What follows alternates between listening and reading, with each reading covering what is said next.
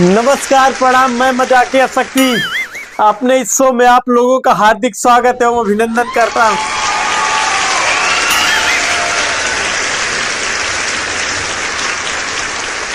भाई साहब, पुरुष एक ऐसी चीज है, अगर उसको कहीं अपना फायदा दिख जाए तो फिर वो बिना बोले रह नहीं पाता।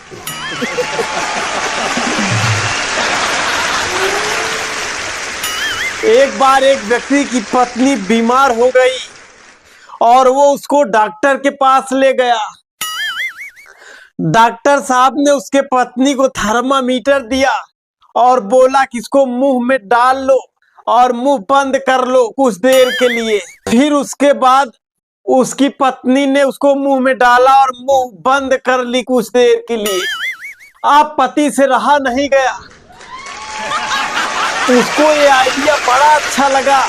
उसने तुरंत डॉक्टर साहब से पूछ ही लिया कि सर, ये चीज कितने की आती है जिससे इनका मुंह बंद हुआ है।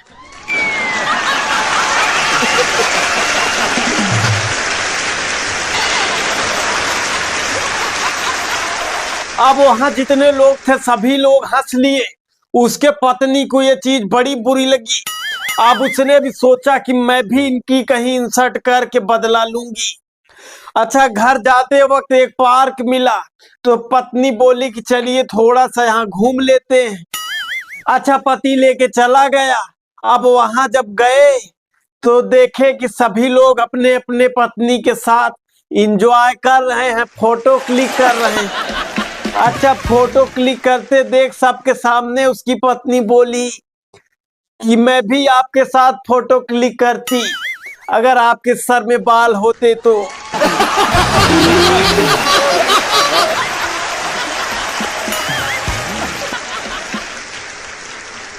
अब वहां पति की बेइज्जती हो गई।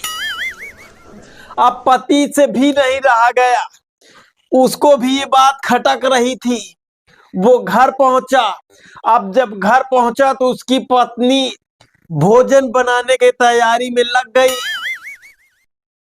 तो पति बोले कि ऐसा करते हैं कि आज बाहर खाते हैं खाना। तो पत्नी बोली ठीक है, मैं 2 मिनट में तैयार होके आती हूँ।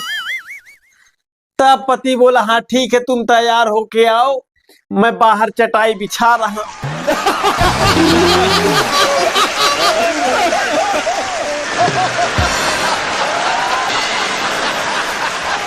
अच्छा भाई साहब, पत्नियों से तब तक ही बहस करनी चाहिए जब तक वो ये ना बोल दे कि अब मेरा मुंह मत खुलवाओ, नहीं तो तुम्हारे एक भी कर्म अभी मैं छोड़ूंगी नहीं। उस वक्त पुरुषों को शांत हो जाना चाहिए।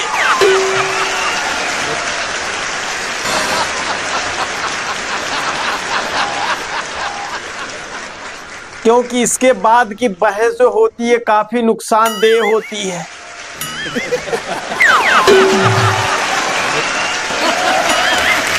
अच्छा भाई साहब, गणित में अल्फा बीटा गामा और प्रेम में लड़कियों के ड्रामा आज तक किसी पुरुष को समझ नहीं आया।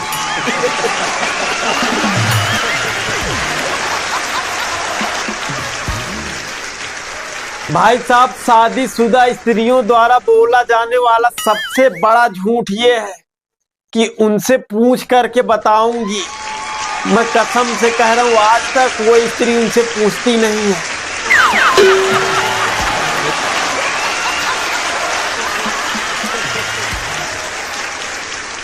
और विवाहित पुरुषों द्वारा बोला जाने वाला सबसे बड़ा झूठ, अरे उनसे क्या पूछना है यार। मैं कसम से कह रहा हूं, उनसे बिना पूछे घर में कदम तक नहीं रख सकते।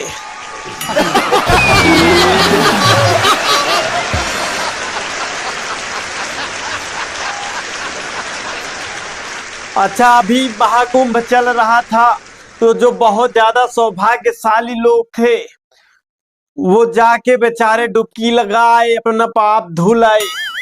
लेकिन कुछ लोग ऐसे हैं जो किसी कारणवश नहीं जा पाए। उनसे मेरा हाथ जोड़ के निवेदन है कि 144 साल बाद महाकुंभ आया था, आप अपना पाप जरूर धुलिए अगर किसी कारणवश नहीं जा पाए हैं तो आज तक आपने जितने भी पाप किए हैं सारे पाप अपने पत्नी को बता दीजिए। कसम से बता रहा हूं, घर पे ही सारे पाप धुल दिए जाएंगे आपके।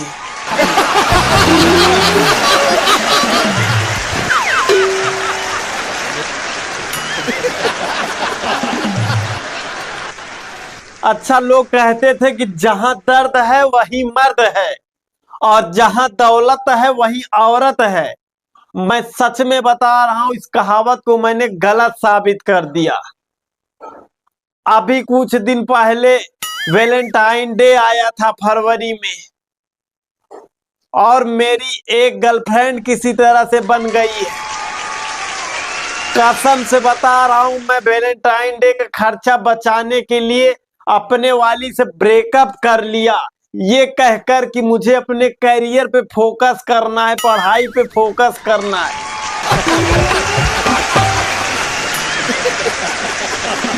उसके पीछे की मेरी राजनीति ये थी कि जैसे ही 14 फरवरी बीता मैंने तुरंत उसको मना लिया। इस प्रकार मैंने साबित कर दिया कि बिना दौलत के भी औरत रह सकती है।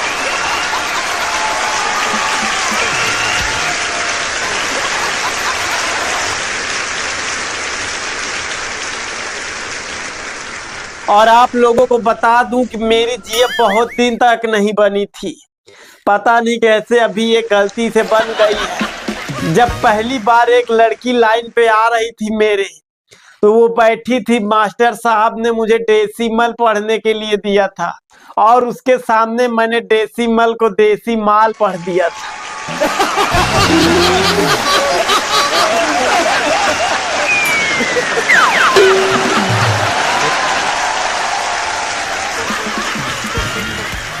भाई साहब, तब से वो मेरी तरफ देखी तक नहीं आज तक। और मेरी शादी की तो बात ही न करिए, पता नहीं क्यों एक बार जब लड़की वाले देखने आते हैं तो मुझे मना कर देते हैं। अच्छा, यहाँ तक तो ठीक था कि देख के जाते थे तो वो अपने घर से मना करते थे। अभी हाल ही में एक लड़की का बाप आया था मुझे देखने, मेरे और मेरे पिताजी के मुंह पे मना कर दिया। और इतना ही नहीं, जलील किए मुझे और मेरे पिताजी को। कह रहे हैं कि मुझे तो दिखा दिए, लेकिन आज के बाद इन्हें किसी को दिखाना मत।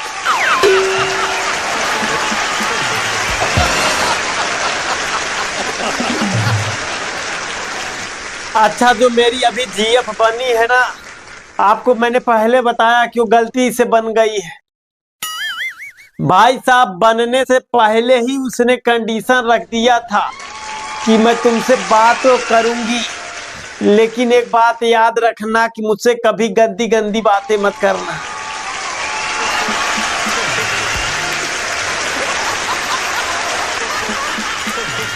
और मैं कसम खा के कह रहा हूं, अगर एक बार मेरी शादी हो गई ना, तो मैं अपनी पत्नी को इतना प्यार करूंगा, इतना प्यार करूंगा कि मेरी सासू माँ खुद बोल उठेंगी कि बेटा छोटी वाली को भी ले जाओ।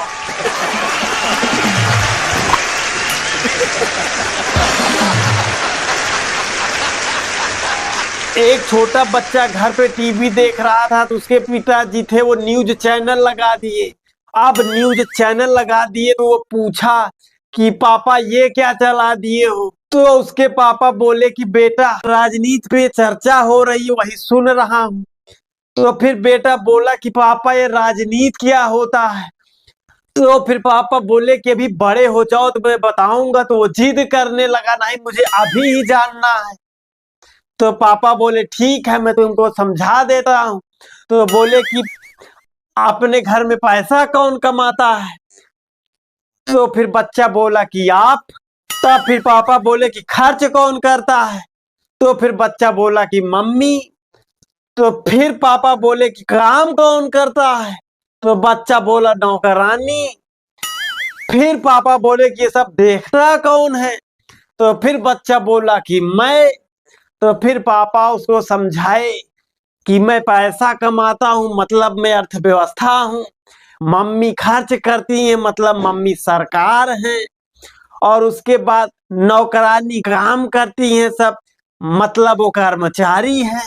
और तुम देखते हो सब कुछ, इसका मतलब तुम जनता हो।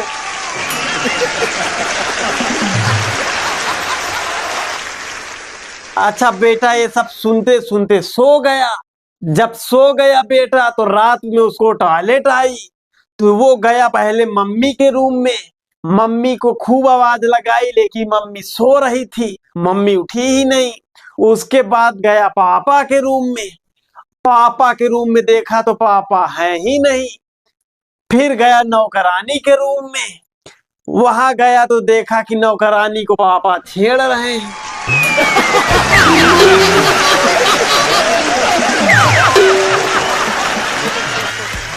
वो फिर आराम से गया टॉयलेट करके फिर से सो गया।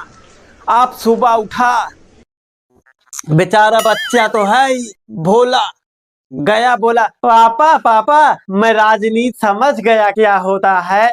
तो पापा बोले कि बेटा क्या समझे बताओ।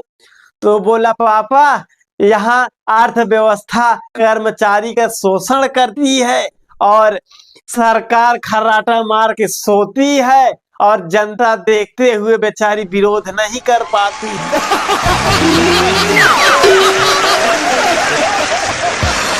तो कैसा लगा ये वीडियो? अगर अच्छा लगा हो तो कमेंट बॉक्स में कमेंट करके जरूर बताइएगा। अगर चैनल पे नए हैं तो चैनल को सब्सक्राइब कर लीजिएगा। मिलते हैं एक नए वीडियो में, तब तक के लिए जय हिंद।